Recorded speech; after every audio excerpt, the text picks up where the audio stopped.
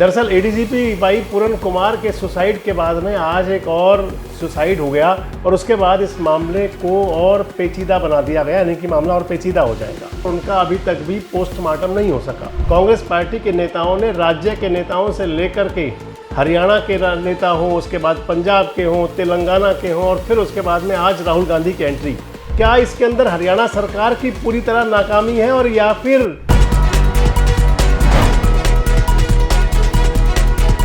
दोस्तों नमस्कार,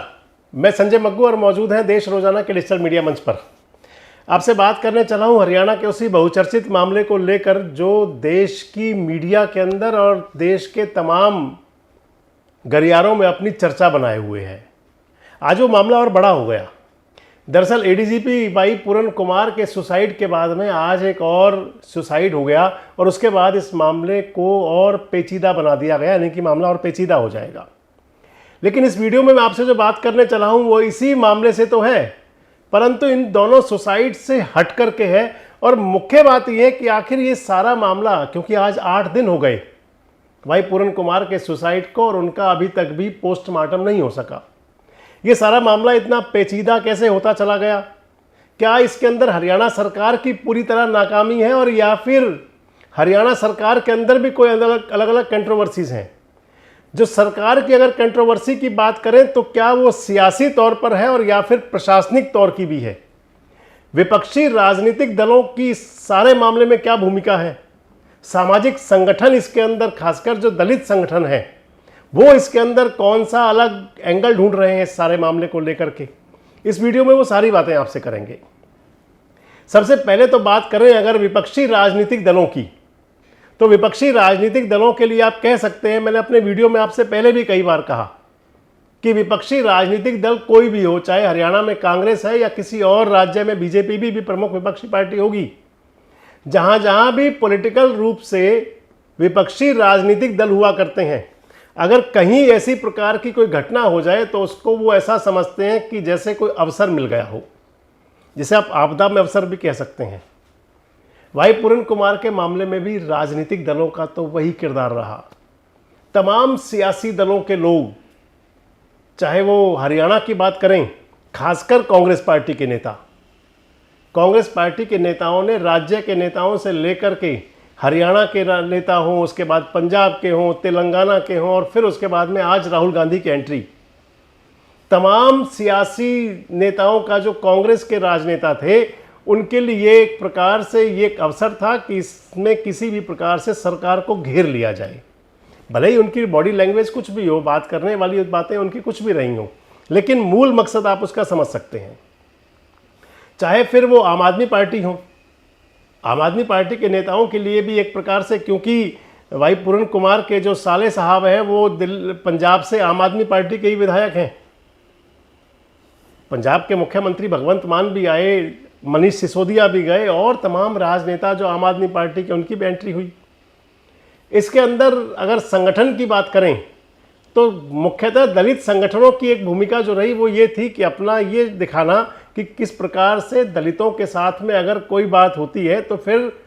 न केवल हरियाणा बल्कि पूरे देश का दलित समाज एकत्र होगा और ये सामाजिक रूप से तो अपनी ताकत दिखाने का आप उसे मान सकते हैं।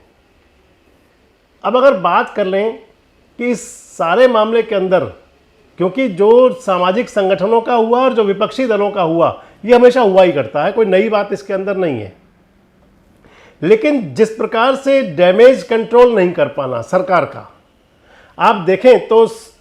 जिस दिन ये घटना हुई 7 अक्टूबर को, जब सुसाइड का मामला हुआ वाई पूरन कुमार का, और उस समय उनकी धर्मपत्नी भी और हरियाणा के मुख्यमंत्री नायब सिंह सैनी भी और तमाम जो बड़े आला अधिकारी उस समय वो जापान के अंदर थे। आर के खुल्लर साहब भी थे उसके अंदर हरियाणा के सीएस साहब भी थे, सभी गए हुए थे। इधर जापान से उनकी धर्मपत्नी जब वापस आई तो क्या मुख्यमंत्री नायब सिंह सैनी उस समय उनके साथ बातचीत करके किसी ऐसे हल तक नहीं पहुंच पाए थे जिससे कि तुरंत यानी कि क्योंकि मामला जब विपक्षी दलों के हाथ में गया तो वो उसको जाने में 2 दिन लगे, तो क्या मुख्यमंत्री नायब सिंह सैनी उस समय डैमेज कंट्रोल नहीं कर पाए और या फिर परिवार को ये दिखा नहीं पाए, बता नहीं पाए कि हम आपके साथ खड़े हैं। हालांकि मुख्यमंत्री भी गए, तमाम अधिकारी भी गए, तमाम राजनेता भी गए, सब कुछ हुआ, लेकिन इसके बावजूद ये मामला दिन पर दिन पेचीदा बनता चला गया था। अब बात आ जाती है सियासत की एंट्री की। तो इस समय अगर आप माने तो भारतीय जनता पार्टी के अंदर भी आपको तमाम ऐसे नेता मिल जाएंगे जो एक प्रकार से कानाफूसी वाली अगर भाषा कहें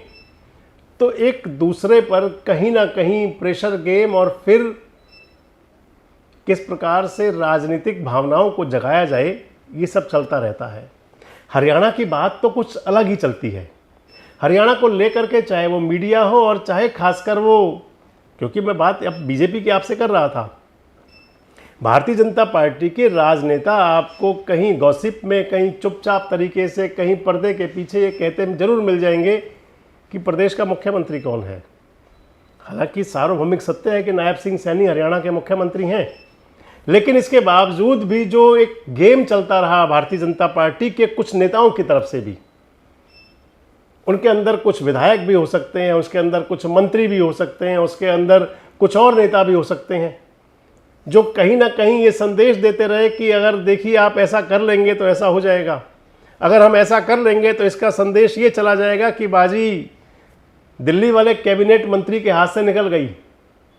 इस प्रकार के संदेश कहीं जरूर चल रहे थे और उनको जो आकार मिला आकर के इस सुसाइड के बाद में, इस हादसे के बाद में, और अगर कहें तो फिर इंटरनल पॉलिटिक्स कुछ ऐसा इशारा करती है कि इंटरनल पॉलिटिक्स का एक पार्ट था जिसके बाद में ये मामला बड़ा होता ही चला गया। अगर बात ब्यूरोक्रेसी की करें तो ब्यूरोक्रेसी के अंदर भी स्पष्ट दिखाई पड़ा, वो तो सामने आ गया कि किस प्रकार से IAS, IPS, SCS, HPS associations, ये सभी अधिकारियों का एक प्रकार से कहें तो मेमोरेंडम देना, उनका शोक संवेदना की बात अलग हो सकती है, लेकिन अगर ये कहें कि हम फला अधिकारी के खिलाफ आपको समर्थन दे रहे हैं तो फिर वो सरकार के खिलाफ बगावत के भी संकेत होते हैं।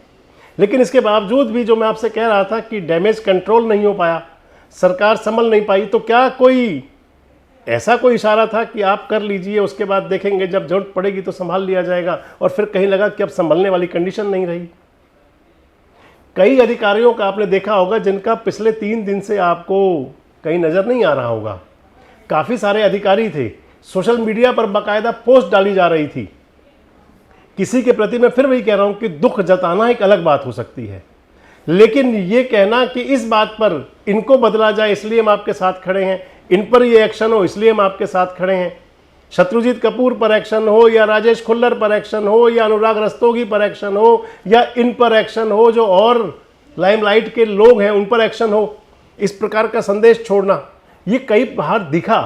और इसका संदेश अग्रेषित हुआ। और इसी सब के चलते आप मान सकते हैं कि मामला इतना पेचीदा होता चला गया। जो मैं आपको बता रहा था कि पिछले 3 दिन से आप देख लीजिए ब्यूरोक्रेसी की एंट्री इसके अंदर अब बंद है।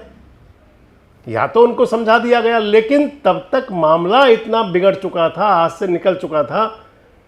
कि जिसको कंट्रोल करना शायद सरकार के हाथ से भी और फिर धीरे धीरे परिवार के हाथ से भी निकलता चला गया। इस समय की स्थिति यह है कि आज 8 दिन बाद में हरियाणा प्रदेश के अंदर इस केस को लेकर के पूरी तरह से अनिश्चितता का माहौल है। अभी कोई नहीं कह सकता कि क्योंकि आज जो पंचायत बनी थी दलित समाज के प्रतिनिधियों की, जिसके अंदर 31 मेंबर थे, 31 में आज 20 की एंट्री और हो गई, 51 हो गए उसके अंदर। उसके बाद में भी बात आएगी कि फैसला करेंगे, अगला निष्कर्ष क्या निकलेगा, अगली बात क्या सामने आएगी। इसके साथ साथ एक प्रमुख बात ये आ गई कि अब क्योंकि 8 दिन बाद और इधर दूसरा इंसिडेंट हो जाना, एक पुलिस के जवान का सुसाइड कर लेना, भले ही राजनीतिक और प्रशासनिक गलियारे में से कुछ भी समझा जाए, लेकिन अगर सुसाइड की बात आएगी तो कुछ आरोप जो भाई पूरन कुमार साहब के थे और कुछ आरोपों के साथ एक क्वेश्चन मार्क और छोड़ के चले गए अब संदीप लाठाराज। क्या पटाक्षेप होगा इस मामले का? क्या सरकार डैमेज कंट्रोल कर पाएगी? तो कितने दिन में, कब तक भाई पूरन कुमार का पोस्टमार्टम हो पाएगा? क्योंकि जब तक पोस्टमार्टम और अंत्येष्टि नहीं होगी तब तक तो ये मामला कम से कम हाथ में आने वाला है नहीं। वैसे आपको क्या लगता है कि क्या इसके अंदर सियासत भारी रही और या फिर सरकार की नाकामी? कमेंट बॉक्स में जरूर बताएं। जुड़े रहें हमारे साथ, देखते रहें देश रोजाना। हमारे साथ जुड़े रहने के लिए सब्सक्राइब करें देश रोजाना के YouTube चैनल को और नई वीडियो की नोटिफिकेशन पाने के लिए बेल आइकन जरूर दबाएं। अगर आप ये वीडियो Facebook या Instagram पर देख रहे हैं तो पेज को लाइक और फॉलो जरूर करें और ज्यादा से ज्यादा शेयर करें।